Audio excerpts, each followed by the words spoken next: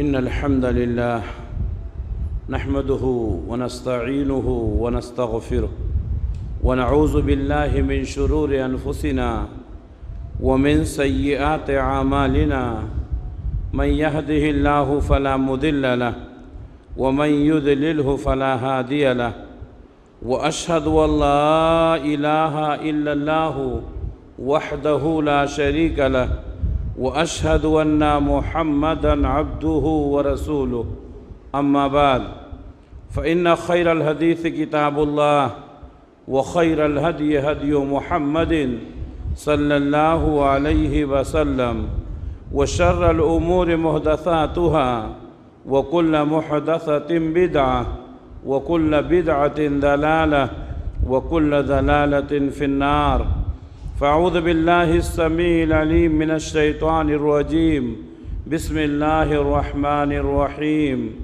قاف والقرآن المجيد بل عجبوا أن جاءهم منذر منهم فقال الكافرون هذا شيء عجيب أإذا متنا وكنا ترابا ذلك رجع بعيد قد علمنا ما تنقص الأرض منهم وعندنا كتاب حفيظ بل كذبوا بالحق لما جاءهم فهم في أمر مريج يا أيها الذين آمنوا اتقوا الله حق تقاته ولا تموتن إلا وأنتم مسلمون يا أيها الناس اتقوا ربكم الذي خلقكم من نفس واحدة وخلق منها زوجها وبث منهما رجالا كثيرا ونساء واتقوا الله الذي تساءلون به والأرحام إن الله كان عليكم رقيبا يا أيها الذين آمنوا اتقوا الله وقولوا قولا سديدا يصلح لكم أعمالكم ويغفر لكم ذنوبكم ومن يطع الله ورسوله فقد فاز فوزا عظیما۔ ہر طرح کی تعریف اس اللہ رب العالمین کے لیے لائق اور زیبا ہے جو سارے جہان کا اکیلا خالق ہے، مالک ہے، حاکم ہے، رازق ہے، جس کے ہاتھ میں پوری دنیا کی بادشاہت ہے اور جو اپنے عرش پر ہوتے ہوئے پوری کائنات کا نظام چلا رہا ہے۔ بعدہ درود و سلام نازل ہوں اللہ کے تمام نبیوں پر، خصوصاً آخری نبی حضرت محمد مصطفیٰ صلی اللہ علیہ وسلم پر، جو آخری نبی، آخری رسول، آخری پیغمبر بنا کر اس دنیا کے لیے بھیجے گئے، جن کے بعد اب قیامت تک کوئی نبی آنے والا نہیں ہے۔ محترم حاضرین، اللہ تعالی ہم سب کا خالق ہے، اسی نے ہم سب کو پیدا کیا اور ہمیں زندگی کا مقصد بھی بتایا۔ ہر انسان کے سامنے دو راستے ہیں، ایک راستہ خیر اور بھلائی کا ہے، دوسرا شر اور برائی کا ہے۔ فرق اتنا ہے کہ انسان برائی کی طرف خود بخود مائل ہو جاتا ہے، شیطان رات دن اس کے لیے محنت کرتا ہے کہ انسان کو برائی میں مبتلا کرے۔ برائی کے لیے انسان کو کچھ سوچنے سمجھنے کی ضرورت نہیں پڑتی ہے، لیکن نیکی کرنے کے لیے، خیر کرنے کے لیے آدمی کو اپنے نفس کو کچلنا پڑتا ہے، آدمی کو اپنے نفس کو مجبور کرنا پڑتا ہے۔ اس لیے انسان بھلائی کی طرف، خیر کی طرف جلدی تیار نہیں ہوتا ہے، اور اگر تیار بھی ہوتا ہے تو شیطان مختلف قسم کے شکوک و شبہات اس کے اندر پیدا کرتا ہے۔ ابھی تمہاری زندگی ہی کیا ہے، نیکیاں کر لینا، ابھی تو بہت وقت باقی ہے۔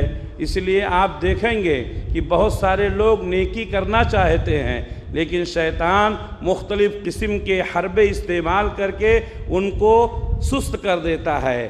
بعد میں کر لینا، ابھی تو جوان ہو، ابھی تو کھیلنے کودنے کی عمر ہے، یہ سارے حربے شیطان اپناتا ہے۔ تو سب سے پہلی بات تو یہ ہے کہ ہمیں نیکی کرنا چاہیے، اور دوسرے نیکی کرنے میں تاخیر نہیں کرنا چاہیے۔ آج ہمارا حال یہ ہے کہ ہم اگر کسی کو بتاتے ہیں یا ہمیں کوئی بات معلوم ہوتی ہے کہ یہ بات غلط ہے تو ہم سوچتے ہیں اچھا دھیرے دھیرے چھوڑ دیں گے۔ یا ہم کوئی خیر کی بات بتاتے ہیں، ہمیں معلوم ہوتی ہے تو کہتے ہیں ہاں ٹھیک ہے آئندہ خیال کریں گے۔ ایسا نہیں، ہمیں معلوم ہو گیا یہ غلط ہے، ابھی معلوم ہوا ابھی اس کو چھوڑ دیں۔ اس کی بہت ساری مثالیں ہمارے پاس ہیں۔ صحابہ کرام جب شراب کی حرمت نازل نہیں ہوئی تھی، صحابہ کرام شراب پی رہے تھے، بہت سارے لوگ، ایک منادی نے اعلان کیا کہ لوگوں شراب حرام کر دی گئی ہے۔ حضرت ابو طلحہ انصاری رضی اللہ تعالیٰ عنہ کے گھر میں شراب کا دور چل رہا تھا۔ صحابہ کہتے ہیں کہ جیسے ہی ہم نے یہ آواز سنی کہ ایک منادی ندا کر رہا ہے کہ شراب حرام ہو گئی ہے، ہم نے اپنے پیمانے توڑ دیے، ہم نے شراب کا گھڑا پھوڑ دیا، اور شراب جو ہمارے پاس اکٹھا تھا وہ ڈرم کے ڈرم الٹ دیے گئے۔ حال یہ تھا کہ مدینے کی گلیوں میں وہ شراب بہہ رہی تھی جسے عام لوگ پینے کی طاقت بھی نہیں رکھتے ہیں، اتنی قیمتی شراب بہہ رہی تھی۔ لوگ ہم ہوتے تو سوچتے حرمت ابھی نازل ہوئی ہے۔ صحابہ کہتے ہیں کہ پیمانہ بہت سارے لوگوں نے اپنے ہونٹوں کو لگا لیا تھا، لیکن جیسے ہی اعلان ہوا تو وہ شراب کا پیمانہ، وہ گلاس اپنے منہ سے ہٹا دیا۔ یہ ہے اصل۔ بارہا ہم نے وہ حدیث سنی ہے کہ ایک صحابی اللہ کے نبی صلی اللہ علیہ وسلم کے ساتھ مسجد میں نماز پڑھ کر کے باہر نکلے، دوسری مسجد میں گئے، دیکھا کہ لوگ بیت المقدس کی طرف رخ کر کے نماز پڑھ رہے ہیں۔ عصر کی نماز کا وقت تھا، 2 رکعت ہو چکی تھی، 2 رکعت باقی تھی۔ پیچھے سے صحابی نے کہا، لوگوں میں نے ابھی اللہ کے رسول صلی اللہ علیہ وسلم کے پیچھے عصر کی نماز پڑھی ہے، میں نے دیکھا ہے کہ اللہ کے رسول اور آپ کے صحابہ نے خانہ کعبہ کی طرف رخ کر کے نماز پڑھی ہے۔ اسی دوران، نماز کے دوران ہی امام اور مصلی تمام کے تمام بیت المقدس کے بجائے بیت اللہ کی طرف مڑ گئے۔ تو نیکی کرنے میں تاخیر نہیں کرنی چاہیے۔ آج اب ہم ہوتے اگر عصر کی نماز ہو رہی ہے تو ہم کیا سوچتے، ہم نے پہلے شروع کر دیا تھا، اب 2 رکعت باقی رہ گئی ہے، اس کو مکمل کر لیں گے، مغرب کی نماز سے بیت اللہ کی طرف پڑھیں گے۔ نہیں، ابھی حکم نازل ہوا، ابھی معلوم ہوا، ابھی توبہ کر لو۔ اسی لیے اکثر میں یہ جملہ کہا کرتا ہوں خطبہ جمعہ کے دوران، کوئی مسئلہ بیان کر کے، کہ اگر ہماری مسجد کے اندر کوئی شخص بیٹھا ہے جو اس برائی میں مبتلا تھا، اس گناہ میں مبتلا تھا، تو وہ ابھی توبہ کر لے۔ یہ جملہ میں کیوں کہتا ہوں؟ تاکہ آپ کا ایمان بڑھ جائے، آپ کا ایمان جوش میں آئے، اور ہمارے ذہن میں جو شیطان یہ بات ڈال دیا ہے کہ بعد میں کریں گے، دیکھیں گے، اس چیز کو اپنے دل میں جگہ نہ دیں۔ معلوم ہو گیا توبہ کر لیں، معلوم ہو گیا چھوڑ دیں۔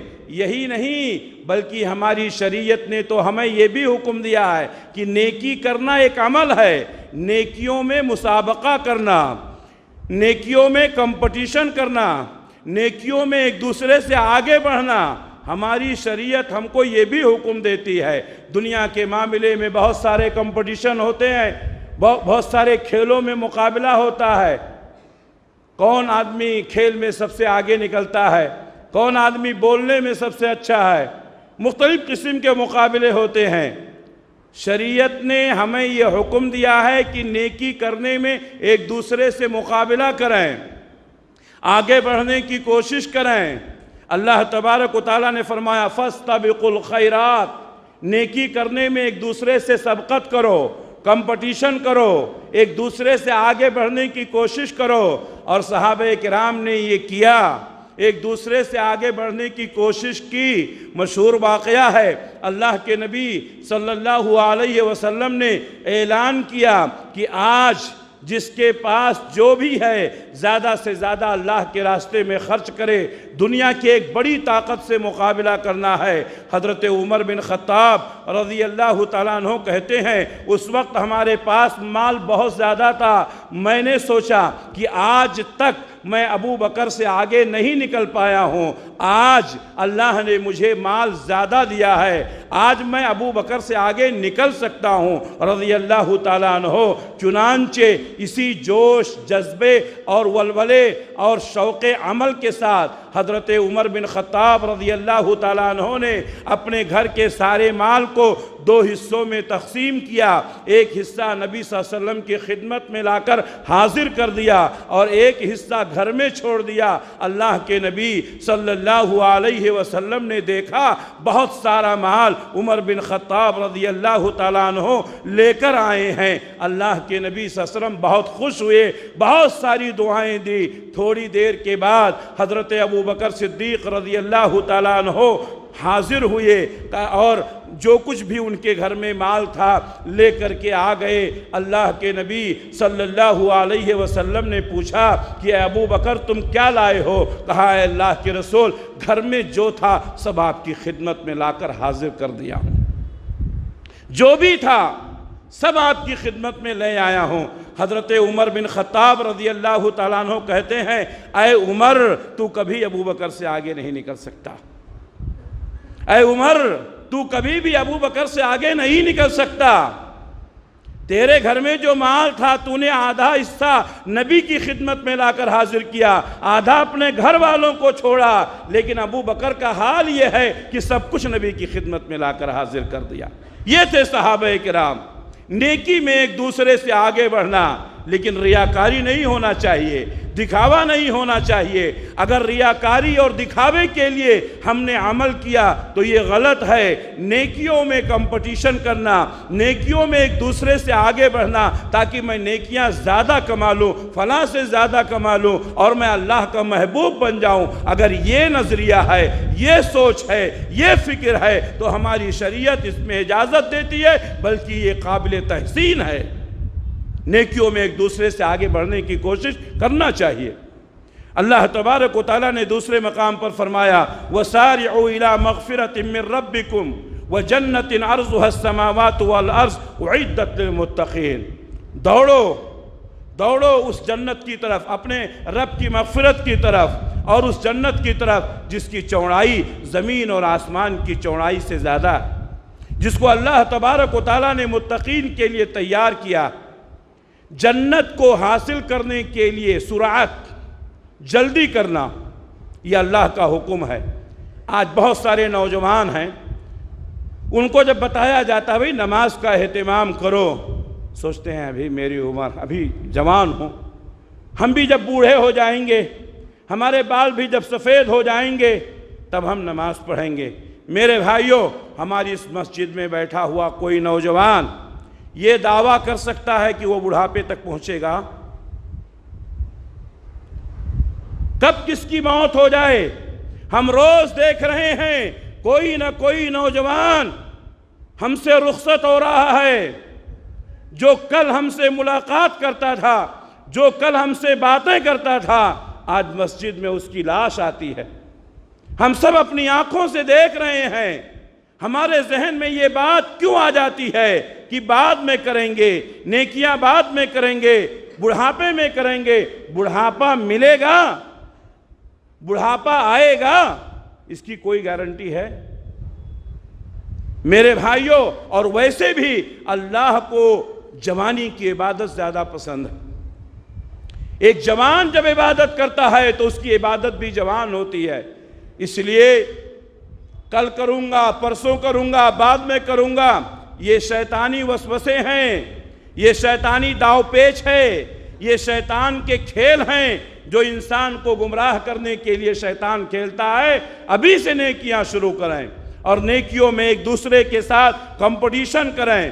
اللہ کے نبی صلی اللہ علیہ وسلم نے اپنی امت کو آگاہ کیا ہے کہ جو وقت ملے نیکی کر لیں، اس لیے کہ آنے والا وقت تمہیں نیکیوں کے لیے موقع دے گا یا نہیں، اس کی کوئی گارنٹی نہیں۔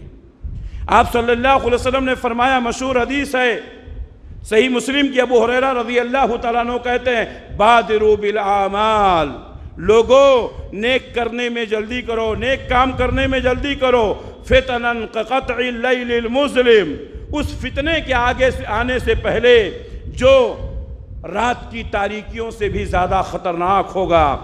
جب انسان رات کی تاریکیوں میں باہر نکلتا ہے اور ہر طرف اندھیرا رہتا ہے تو ایک طرح کی دہشت محسوس ہوتی ہے، ایک طرح کا خوف محسوس ہوتا ہے۔ ہمارے نبی صلی اللہ علیہ وسلم نے فرمایا فتنے رونما ہوں گے جو رات کی تاریکیوں سے بھی زیادہ خطرناک ہوں گے۔ یصبح الرجل مؤمنا ویمسی کافرا، آدمی صبح کو مومن رہے گا، شام کو کافر ہو جائے گا، او یمسی مؤمنا ویصبح کافرا، شام کو مومن رہے گا، صبح کو کافر ہو جائے گا۔ یبیع دینہ بعرض من الدنیا، وہ اپنے دین کو دنیا کے بدلے میں بیچ دے گا، یعنی انسان بہروپیہ ہو جائے گا، اس کے ایمان کی کوئی گارنٹی نہیں ہوگی۔ ہم روز دیکھ رہے ہیں مسلمانوں کے نامہ اعمال ہمارے سامنے ہیں، وہ لوگ جو اپنے آپ کو سچا پکا مومن ہونے کا دعویٰ کرتے تھے، آج انہوں نے کس سے ہاتھ ملا لیا ہے؟ آج ان کی حرکتیں کیسی ہیں؟ میرے بھائیوں، فتنے رونما ہوں گے، ایمان کا بچانا مشکل ہو جائے گا۔ ہم سب فتنوں کے شکار ہیں، ہم سب اسی فتنے میں ہیں۔ اللہ کے نبی صلی اللہ علیہ وسلم نے جس فتنے سے آگاہ کیا تھا، آج وہ فتنہ شروع ہو چکا ہے۔ ایمان کی حفاظت کرنا، اپنے اسلام کی حفاظت کرنا آج انسان کے لیے بہت مشکل ہو گیا ہے۔ میرے بھائیوں، بہت سارے لوگ ہم سے رخصت ہو گئے، جو آنے والے فتنے تھے ان فتنوں سے اللہ نے ان کو بچا لیا۔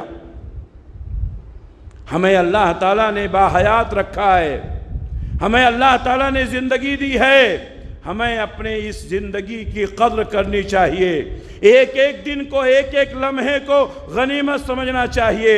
میرے بھائیوں، رمضان ہمارے سروں پر ہے اور چند ہی دنوں کے بعد ہم رمضان کے مقدس مہینے میں داخل ہونے والے ہیں۔ ہم اللہ سے دعا کرتے ہیں کہ اللہ رب العالمین ہم سب کو صحت و سلامتی کے ساتھ اس مہینے تک پہنچائے اور نیک عمل کرنے کی توفیق بھی عنایت فرمائے۔ پچھلے 2 سالوں سے لوگوں نے گھروں میں نماز پڑھی، کتنے لوگوں نے پڑھی، کتنے لوگوں نے نہیں پڑھی۔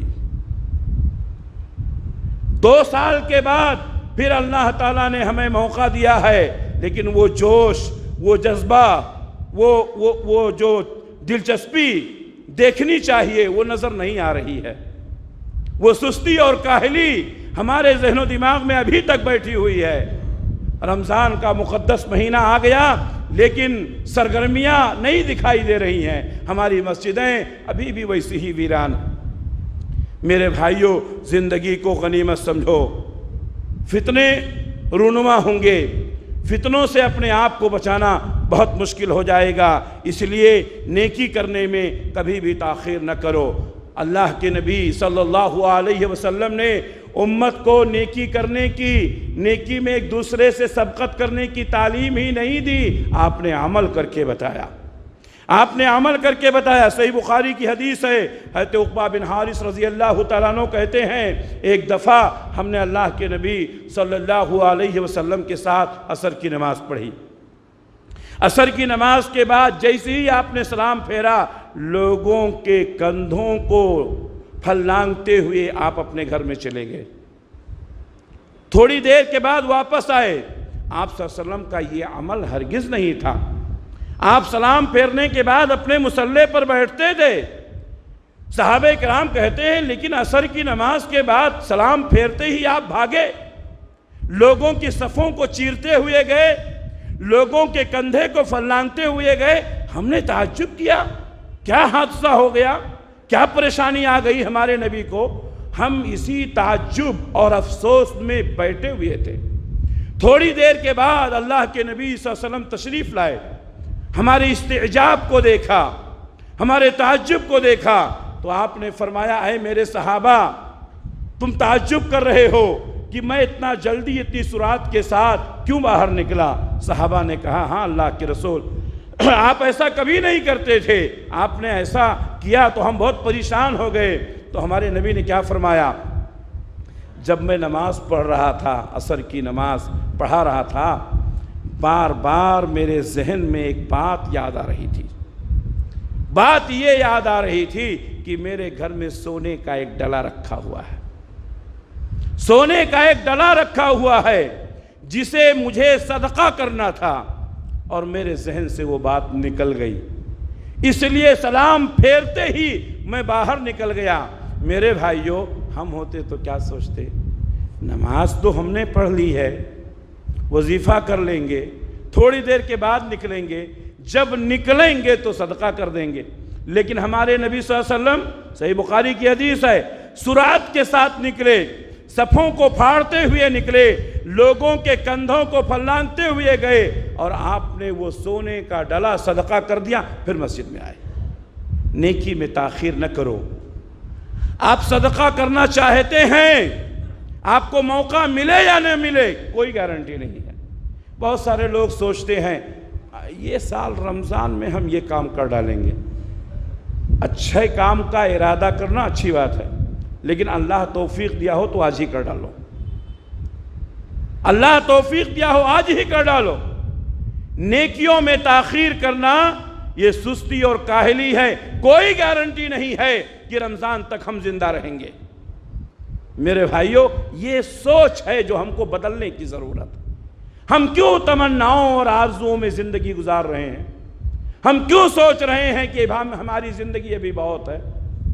زندگی کے ایک ایک دن کو غنیمت سمجھیں، کوئی ضروری نہیں ہے کہ آگے کی زندگی بھی سازگار ہوگی۔ ابو ہریرہ رضی اللہ تعالیٰ عنہ روایت کرتے ہیں، صحیح بخاری صحیح مسلم کی حدیث ہے، غزوہ احد کے موقع پر ایک شخص اللہ کے نبی صلی اللہ علیہ وسلم کی خدمت میں آیا اور کہا کہ اے اللہ کے رسول، اگر میں اللہ کے راستے میں جہاد کروں اور جہاد کرتے ہوئے میں جام شہادت شہید ہو جاؤں، جام شہادت پی لو، قتل کر دیا جاؤں، تو مجھے کیا ثواب ملے گا؟ میں کہاں جاؤں گا؟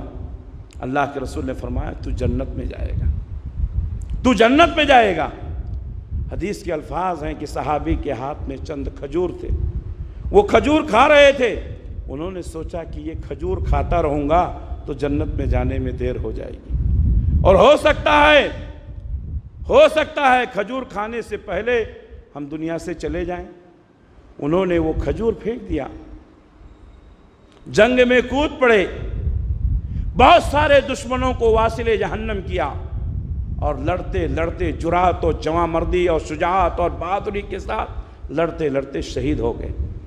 اللہ کے نبی صلی اللہ علیہ وسلم بہت خوش ہوئے، کہا اس شخص کو دیکھو جنت میں جانے میں کتنی جلدی کیا۔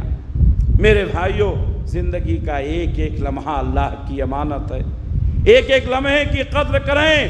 آج ہمارے نوجوان صرف اس بنیاد پر نیکیوں سے دور ہیں کہ ہم آخری وقت میں کر لیں گے، وہ آخری وقت ہم کو ملے گا کہ نہیں کوئی گارنٹی نہیں ہے۔ اس لیے میرے بھائیوں، ہمیشہ موقع کو غنیمت سمجھتے ہوئے نیکی میں آدمی کو پہل کرنا چاہیے، بلکہ میں یہ سوچتا ہوں، یہ کہتا ہوں کہ ایک دوسرے سے کمپٹیشن کرنا چاہیے۔ صحیح بخاری صحیح مسلم کی حدیث ہے، ایک شخص اللہ کے نبی صلی اللہ علیہ وسلم کے پاس آیا اور سوال کیا کہ اے اللہ کے رسول، ای الصدقۃ اعظم اجرا، کون سا صدقہ ہے جس کے کرنے سے ثواب زیادہ ملتا ہے؟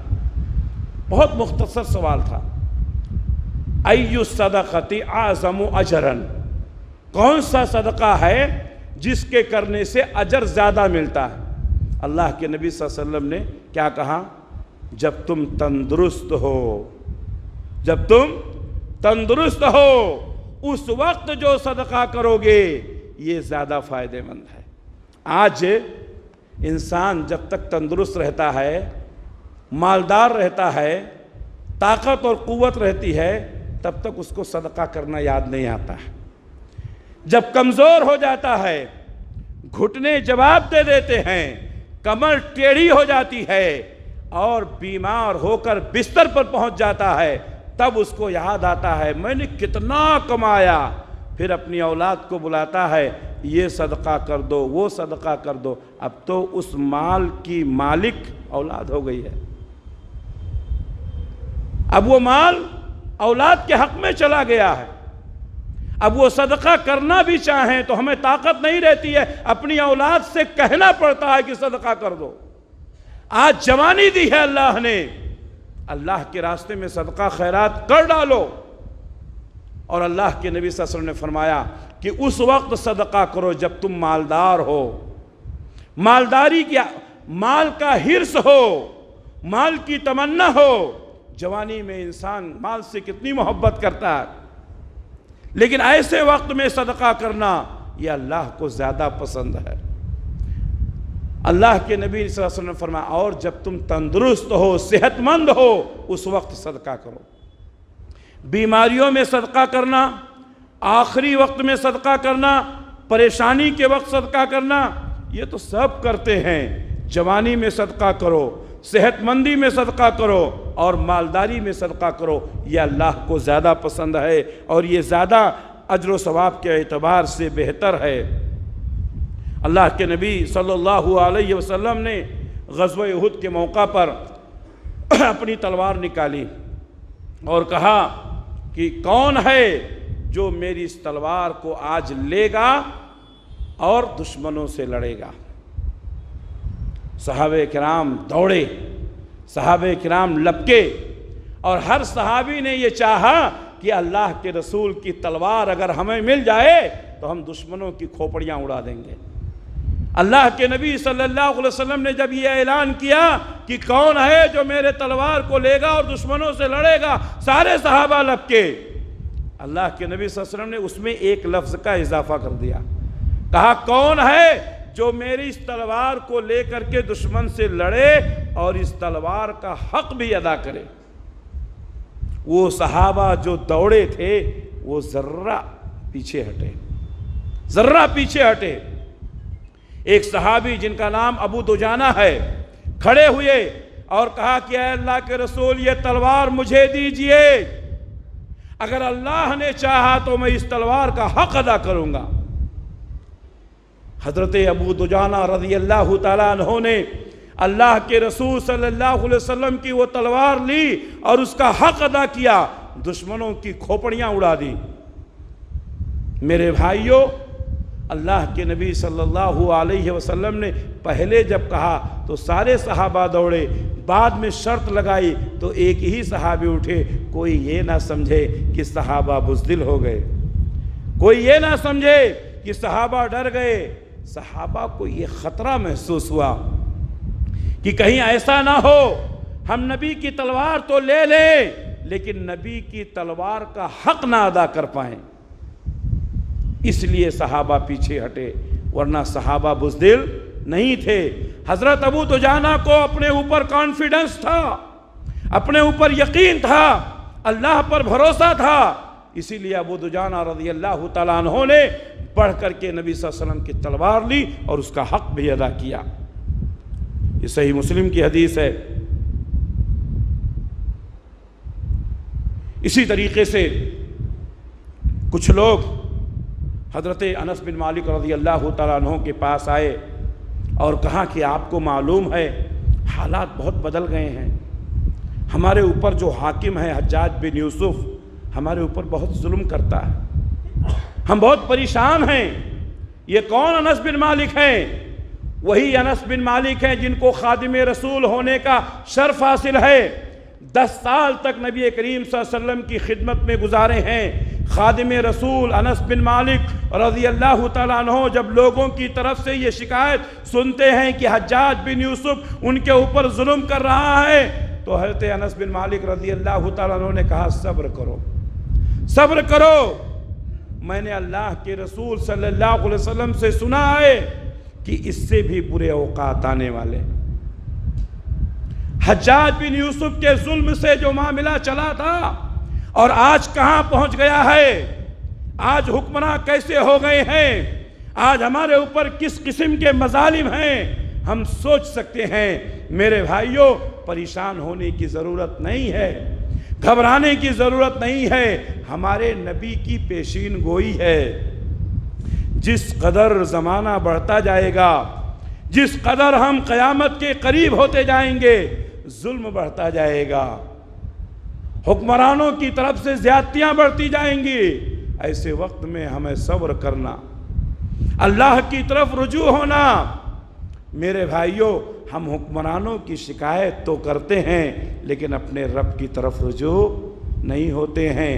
شکوے شکایت سے مسئلے حل نہیں ہوتے۔ آپ حکمرانوں کے خلاف، امیروں کے خلاف، لوگوں کے خلاف شکایت کرتے رہیں، آپ کی پریشانیاں دور ہو جائیں گی، مصیبتیں کٹ جائیں گی، مشکلات حل ہو جائیں گے؟ نہیں، مشکلات دور ہوں گے رب کی طرف توجہ کرنے سے، مشکلات دور ہوں گے رب سے تعلق جوڑنے کی وجہ سے، اس لیے کہ مشکلات کو دور کرنے والا، حالات کو بدلنے والا، لوگوں کے دلوں میں رحم پیدا کرنے والا، تختہ پلٹنے والا، حکومتیں بدلنے والا کون ہے؟ اللہ۔ اللہ ہے۔ اللہ جس کو چاہتا ہے حکمرانی دیتا ہے، جس کو چاہتا ہے حکمرانی سے اتار دیتا ہے، جس کو چاہتا ہے عزت دیتا ہے، جس کو چاہتا ہے ذلیل کرتا ہے۔ سب اللہ کے ہاتھ میں ہے۔ وَتُعِزُّ مَن تَشَاءُ وَتُذِلُّ مَن تَشَاءُ بِيَدِكَ الْخَيْرُ۔ اس لیے میرے بھائیوں، اللہ کی طرف رجوع کرو۔ اللہ کے نبی صلی اللہ علیہ وسلم نے غزوہ خیبر کے موقع پر اعلان کیا کہ یہ فتح کا جھنڈا آج میں ایک ایسے شخص کے ہاتھ میں دوں گا جو اللہ اور اس کے رسول سے محبت کرتا ہے، اور اس کے ہاتھ پر اللہ تعالیٰ فتح نصیب کرے گا۔ حضرت عمر بن خطاب رضی اللہ تعالیٰ عنہ جیسا جری اور بہادر اور شجاعت مند صحابی کہتے ہیں، واللہ مجھے کبھی بھی قیادت کی تمنا نہیں ہوئی، میں کبھی نہیں سوچتا تھا کہ مجھے امارت ملے، لیکن اللہ کے نبی صلی اللہ علیہ وسلم نے جب یہ بات کہی کہ اللہ اور اس کے رسول سے وہ محبت کرتا ہے اور اس کے ہاتھ پر اللہ تعالیٰ خیبر کو فتح کرے گا، کہتے ہیں میرے دل میں تمنا پیدا ہوئی، کاش وہ جھنڈا مجھے مل جاتا۔ تمنا ہی نہیں پیدا ہوئی، میں بار بار اپنے سر کو اٹھاتا۔ اب آپ لوگ بیٹھے ہیں نہیں؟ کہتے ہیں بار بار میں اپنے سر کو اٹھاتا تاکہ نبی ہم کو دیکھ لیں اور وہ جھنڈا ہمارے ہاتھ میں دے دے، لیکن اللہ کے نبی صلی اللہ علیہ وسلم نے ایسا نہیں کیا، ایسا نہیں کیا۔ آپ نے فرمایا اين علی ابن ابی طالب، علی بن ابی طالب کہاں ہیں؟ حضرت علی رضی اللہ تعالیٰ عنہ کھڑے ہوئے، اللہ کے نبی صلی اللہ علیہ وسلم نے یہ جھنڈا ان کے ہاتھ میں دیا اور کہا علی آگے بڑھتے رہو، آگے بڑھتے رہو اور دشمنوں کے ساتھ لڑتے رہو اور پیچھے توجہ مت کرنا۔ حضرت علی رضی اللہ تعالیٰ عنہ کہتے ہیں کہ اے اللہ کے رسول، میں دشمن سے کس بات پر جہاد کروں؟ کہا اس بات پر کہ وہ اللہ کو ایک مان لیں، نبی کی رسالت کو تسلیم کر لیں۔ حضرت علی رضی اللہ تعالیٰ عنہ جھنڈا لے کر آگے بڑھتے ہیں، اللہ تعالیٰ ان کے ہاتھ سے خیبر کو فتح کرتا۔ اس کا مطلب یہ نہیں کہ حضرت علی کا مقام عمر بن خطاب سے زیادہ ہو گیا۔ آج ہمارے لوگ جب تک ایک دوسرے کے درمیان کمپٹیشن نہیں کرتے ہیں، ان کا ایمان سمجھتے ہیں کہ مکمل نہیں میرے بھائیوں، یہ نبی کا انداز تھا، یہ نبی کا طریقہ تھا، یہ نبی کی پہچان تھی۔ کبھی کسی صحابی کو آگے کرتے، کبھی کسی صحابی کو آگے کرتے۔ اس موقع پر اللہ کے نبی صلی اللہ علیہ وسلم نے حضرت علی بن ابی طالب کو آگے کیا۔ اس کا مطلب یہ نہیں ہے کہ علی رضی اللہ تعالیٰ عنہ کا مقام عمر سے زیادہ ہو گیا۔ وہ عمر جن کے بارے میں ہمارے نبی نے کہا کہ عمر جس گلی سے گزرتے ہیں شیطان بھاگ جاتا ہے، تو کسی موقع پر کسی صحابی کو آگے بڑھا دینا اس کی افضلیت کی دلیل نہیں ہے۔ عقیدے کی اصلاح کر لیں۔ میری عادت ہے خطبے میں جب کوئی واقعہ بیان کرتا ہوں تو اس کے جو نگیٹو پہلو ہوتے ہیں، جو منفی اثر کسی کے دل میں پیدا ہو سکتا ہے، اس کی میں نشاندہی فوراً کر دیتا ہوں تاکہ عقیدے کی گڑبڑی نہ ہونے پائے۔ عقیدہ امپورٹنٹ ہے، اگر عقیدہ غلط ہو گیا تو جنت میں نہیں جا سکیں گے۔ تو یہ واقعہ، اس سے کوئی یہ نہ سمجھے کہ حضرت عمر بن خطاب رضی اللہ تعالیٰ عنہ سے علی کا مقام اونچا ہے، ہرگز نہیں۔ میرے بھائیوں، صحابہ ہمیشہ یہ کوشش کرتے تھے کہ ایک دوسرے سے آگے بڑھیں۔ نیکیوں میں رمضان کا مہینہ آ رہا ہے، ہمارے گھروں میں ماحول ہے، ہر آدمی کون قرآن زیادہ پڑھا، کون کتنی بار ختم کیا، الحمدللہ آپ بھی کریں، آپ بھی کریں، کون کتنی قرآن ختم کرتا ہے، کون کتنی حدیثیں یاد کرتا ہے، کون کتنا خیرات بانٹتا، کرنا چاہیے۔ صحابہ کرام اس کا خیال کرتے تھے۔ کچھ غریب صحابہ اللہ کے نبی صلی اللہ علیہ وسلم کے پاس آئے اور کہا کہ اے اللہ کے رسول، امیر لوگ بہت آگے ہو گئے، ہم تو پیچھے ہو گئے۔ کہا وہ کیسے؟ کہا دیکھو اللہ کے رسول، نماز ہم بھی پڑھتے ہیں، امیر لوگ بھی پڑھتے ہیں، روزہ ہم بھی رکھتے ہیں، امیر لوگ بھی رکھتے ہیں، لیکن وہ لوگ صدقہ خیرات دیتے ہیں، ہم غریب ہیں، ہمارے پاس نہیں ہے۔ وہ لوگ حج عمرہ کرتے ہیں، ہم غریب ہیں، ہمارے پاس اتنے پیسے نہیں ہیں۔ کس نے کہا؟ غریب صحابہ نے کہا۔ اللہ کے نبی صلی اللہ علیہ وسلم نے غریب صحابہ سے کہا میں تم کو ایسی نیکیاں بتاتا ہوں، ایسا عمل بتاتا ہوں، اگر تم نیکی اور عمل کو اختیار کرو گے امیروں سے بھی آگے نکل جاؤ گے۔ کہا اللہ کے رسول جلدی بتائیے۔ اللہ کے نبی صلی اللہ علیہ وسلم نے فرمایا جب تم فرض نماز سے فارغ ہو جاؤ 33 مرتبہ سبحان اللہ، 33 مرتبہ الحمدللہ، 33 مرتبہ اللہ اکبر اور 1 مرتبہ لا الہ الا اللہ وحدہ لا شریک لہ لہ الملک ولہ الحمد وہو علی کل شیء قدیر۔ اگر تم یہ پڑھ لو گے تو تمہارا عمل امیروں سے بھی آگے ہو جائے گا، امیروں سے بھی زیادہ ہو جائے گا۔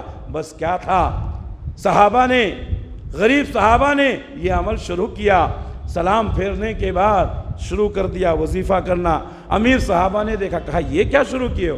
کہا اللہ کے رسول نے ہم کو بتایا ہے، اللہ کے رسول نے ہم کو سکھایا ہے۔ امیر صحابہ کب پیچھے رہنے والے تھے، انہوں نے بھی شروع کر دیا۔ نماز کے بعد وہ بھی وظیفہ کرنے لگے، ذکر کرنے لگے۔ غریب صحابہ پھر اللہ کے رسول کے پاس آئے، کہا اللہ کے رسول جو ہم غریبوں کو عمل آپ نے بتایا تھا امیروں نے بھی اپنا لیا۔ کہا ذالک فضل اللہ یؤتیہ من یشاء، یہ اللہ کا فضل ہے، جسے چاہتا ہے دیتا، تم اور زیادہ نیکی کرو۔ میرے بھائیوں، اس لیے امیر ہوں یا غریب ہم سب نیکیوں کے محتاج ہیں، کتنی نیکی کر لیں وہ کم ہے، اس لیے ہمیں زیادہ سے زیادہ نیکیاں کرنے کی ضرورت ہے۔ اللہ کے نبی صلی اللہ علیہ وسلم نے فرمایا کہ 5 چیزوں کو 5 چیزوں سے پہلے غنیمت سمجھو۔ جوانی کو بڑھاپے سے پہلے۔ آج ہمارے بہت سارے جوان سوچتے ہیں کہ جب ہم بوڑھے ہو جائیں گے تو داڑھی رکھ لیں گے۔ بوڑھے ہوں گے کہ نہیں کوئی گارنٹی ہے؟ ابھی داڑھی رکھو۔ داڑھی یہ مسلمانوں کی پہچان نہیں، یہ مردوں کی پہچان ہے۔ فرعون کے پاس بھی داڑھی تھی، بہت سارے لوگوں نے یہ سمجھ لیا کہ داڑھی یہ مسلمانوں کی نہیں، یہ مردوں کی پہچان ہے۔ مرد بنو، اللہ تعالیٰ نے تم کو مرد بنا کر پیدا کیا ہے۔ داڑھی یہ مردوں کی پہچان ہے۔ جوانی کو بڑھاپے سے پہلے غنیمت سمجھو۔ نماز پڑھ لو قبل اس کے کی کرسیوں پر پہنچ جاؤ، نماز پڑھ لو قبل اس کے کی بستر پر پہنچ جاؤ، نماز پڑھ لو قبل اس کے کی مسجد نہ آ سکو، قبل اس کے کی تمہارے ہاتھوں میں لکڑیاں آ جائیں۔ نماز پڑھ لو، اللہ کو راضی کر لو۔ جوانی کی عبادت اللہ کو بہت پسند ہے۔ ہمارے نبی نے فرمایا جوانی کو بڑھاپے سے پہلے غنیمت سمجھو۔ نمبر 2، صحت کو بیماری سے پہلے۔ آج اللہ تعالیٰ نے آپ کو صحت مند رکھا ہے، کوئی بیماری نہیں ہے۔ ہمارے بہت سارے ساتھی یہاں بیٹھے ہیں، یہ صحت اللہ کی بہت بڑی نعمت ہے۔ بیماری آنے سے پہلے اللہ کی عبادت کر لو۔ ہو سکتا ہے بہت سارے لوگ بیمار ہوں گے، کوئی شوگر کا مریض ہوگا، کوئی ہارٹ کا ہوگا، کوئی بی پی کا ہوگا، کوئی کینسر کا ہوگا۔ ہم اللہ سے دعا کرتے ہیں کہ اللہ تعالیٰ ان سب کی بیماریوں کو دور فرمائے۔ میرے بھائیوں، ان بیماریوں کے باوجود بھی اگر اللہ تعالیٰ نے آپ کے جسم میں اتنی طاقت رکھی ہے کہ اللہ کے گھر میں آ سکتے ہیں تو اس پر بھی اللہ کا شکر ادا کرو۔ شوگر ہونے کے باوجود، بی پی ہونے کے باوجود، کینسر ہونے کے باوجود، پریشانیوں میں ہونے کے باوجود بھی ہم اللہ کے گھر میں آ رہے ہیں، اتنی طاقت ہے، یہ اللہ کی بہت بڑی نعمت ہے۔ قبل اس کے کی بیماریاں آپ کو کھوکھلا کر دیں اور آپ ہاسپٹل کی چارپائی میں پڑے رہیں، اس صحت کو اس بیماری سے پہلے غنیمت سمجھیں۔ ہمارے بہت سارے ساتھی ہیں جو آج بستروں پر پڑے ہوئے ہیں، آج وہ مسجد نہیں آ سکتے ہیں۔ ہمارے اور آپ کے ساتھ بھی یہ معاملہ ہو سکتا ہے۔ صحت کو بیماری سے پہلے غنیمت سمجھیں۔ نمبر 3، مالداری کو محتاجی سے پہلے۔ آج اللہ نے ہمیں جو کچھ بھی دیا ہے، ہمارے پاس جو بھی ہے، اللہ کا شکر ہے، اللہ کے راستے میں صدقہ خیرات کر دیں قبل اس کے کہ ہم خود محتاج ہو جائیں۔ ہم کرنا چاہیں لیکن ہمارے پاس کچھ نہ رہے۔ مالداری کو محتاجی سے پہلے غنیمت سمجھیں۔ اسی طریقے سے فرصت اور فراغت کو مشغولیت اور مصروفیت سے پہلے۔ آج آپ کے پاس وقت ہے، قرآن پڑھ سکتے ہیں۔ آج آپ کے پاس وقت ہے، اللہ کے دین کی خدمت کر سکتے ہیں۔ کل آپ کے پاس وقت نہ رہے، مشغولیت ایسی ہو جائے، وقت نکالنا مشکل ہو جائے، یہ خالی وقت کو اللہ کے لیے وقف کیجئے۔ چائے کے ہوٹلوں میں بیٹھ کر کے، نکڑوں اور چوراہوں پر بیٹھ کر کے، دوستوں کی مجلسیں گرما کر کے، اس سے ہم کو جنت ملنے والی نہیں ہے۔ یہ خالی اوقات اللہ کی عبادت میں گزاریں اور جہاں بھی بیٹھیں اللہ کی بات کریں۔ میں یہ نہیں کہتا ہوں کہ دوستوں کی مجلسوں میں نہ بیٹھیں، لیکن کتنا اچھا ہوگا کہ دوستوں کی اس مجلس میں بیٹھنے کے باوجود بھی دین کی باتیں کریں، آخرت کی فکر کریں، ساتھیوں کی اصلاح کی کوشش کریں۔ یہ اچھی بات ہے۔ اور آخری بات، آپ صلی اللہ علیہ وسلم نے فرمایا اپنی زندگی کو اپنی موت سے پہلے غنیمت سمجھیں۔ اگر ہمارے پاس ایک دن کی زندگی ہے، ایک دن کی زندگی، ہم 5 وقت کی نماز پڑھ سکتے ہیں، ایک دن کا روزہ رکھ سکتے ہیں، صدقہ خیرات کر سکتے ہیں، ذکر کر سکتے ہیں، قرآن مجید کی تلاوت کر سکتے ہیں۔ ہم ایک دن میں اتنی نیکی کر سکتے ہیں، ہم تصور بھی نہیں کر سکتے ہیں۔ میرے بھائیوں، تو اس زندگی کو غنیمت سمجھو۔ آج کریں گے، کل کریں گے، بعد میں کریں گے، نہیں، ابھی توبہ کرو، ابھی توبہ کرو اللہ کے گھر میں بیٹھ کر کے کہ آج سے ہم اپنی زندگی کا ایک ایک لمحہ، ایک ایک گھڑی اللہ کو راضی کرنے کے لیے صرف کریں گے۔ ہم اللہ سے دعا کرتے ہیں اللہ ہماری زبان میں تاثیر پیدا فرمائے اور ہم سب کو عمل کرنے کی توفیق عنایت فرمائے۔ اللہ ہم سب کو سچا پکا مسلمان بنائے، نبی کی سنتوں پر عمل کرنے کی توفیق عنایت فرمائے، بدعات و خرافات سے اللہ ہم سب کی حفاظت فرمائے۔ اللہ جب تک دنیا میں رکھے اسلام پر قائم رکھے، خاتمہ ہو تو ایمان بالخیر پر ہو۔ ربنا تقبل منا انک انت السمیع العلیم وتب علینا انک انت التواب الرحیم برحمتک یا ارحم الراحمین۔